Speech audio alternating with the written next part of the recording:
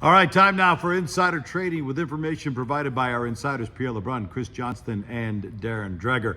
Let's start in Columbus, where Patrick Laine describes his current experience as the most embarrassing thing that's ever happened to him. Of course, he got benched for the end of a game on Thursday. Then over the weekend, he was a healthy scratch. Darren Dreger tells us this is a problem right now with the entire organization, not just Patrick Laine. The Blue Jackets are going to try Laine on a line with Adam Fantilli on Wednesday. If that doesn't work, then who knows where they go from here.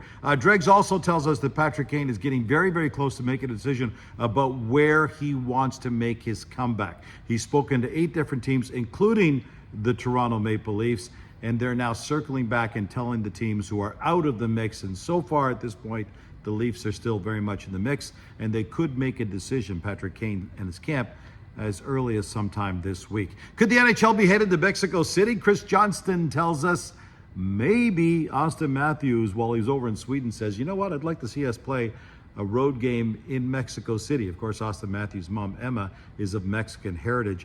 The NHL loves this idea because, according to a source, the NHL has already been in talks about potentially bringing a game, at least one game, to Mexico City as part of their global series moving forward.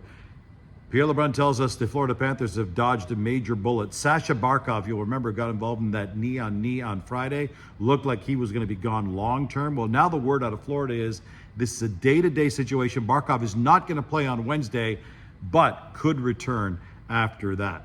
Frustrating situation in Minnesota with the Wild, no doubt about that. They've now lost 5 straight games. Our Chris Johnston tells us, though, at this point, Dean Evans' job looks to be safe. Billy Guerin, though, is really upset with his team. Apparently, he got into what they're calling a heated discussion with a group of his players, and right now, Billy Guerin, the GM of the Wild, is putting the onus on the players to turn things around. At this point, Evans's job seems to be safe, but we'll have to see what happens if you can't get the players back on track. That's it. You're completely up to date. That's insider trading. For all the latest news, hit the follow button. And as soon as we get information, we'll pass it on to you.